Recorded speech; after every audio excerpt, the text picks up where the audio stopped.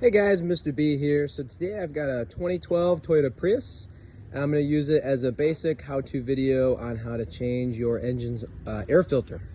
So the engine air filter is the filter that filters the air going into the engine, into the intake. Without it, a bunch of dirt and debris and gunk is going to get inside the engine and cause damage.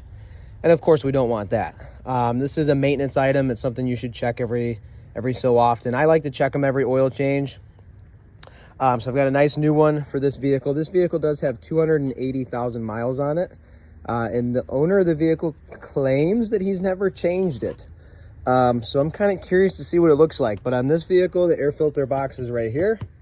So I'm gonna go ahead and release these tabs. Sometimes they're held in by screws, but this one has tabs. So we'll go ahead and pop this off.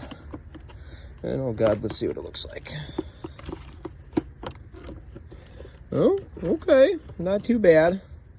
So there is some signs of dirt and grime and debris.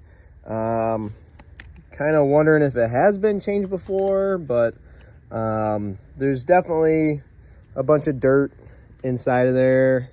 Could be worse, could be better, but either way, the owner of the vehicle definitely wanted to put a new one in it, so I'm gonna go ahead and put that new one in it.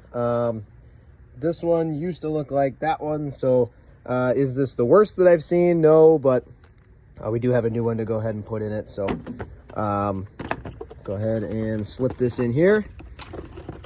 And the other thing, before I do that, the other thing we look for too is any debris down inside of there. Mice like to make a home inside that air filter box.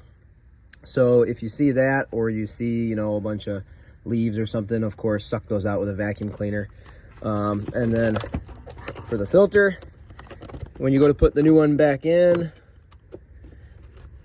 or the old one, either one, you want to make sure that it lines up inside of that filter box so that when you go to put this piece back on, it's sealed all the way around, because you don't want anything to leak past that filter.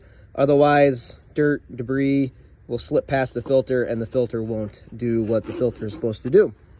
Because we, of course, don't want anything getting past that and then getting into our intake and getting down into our engine. So I'm gonna go ahead and slip those pieces back into place first. Push down on the box, pull up on the tabs,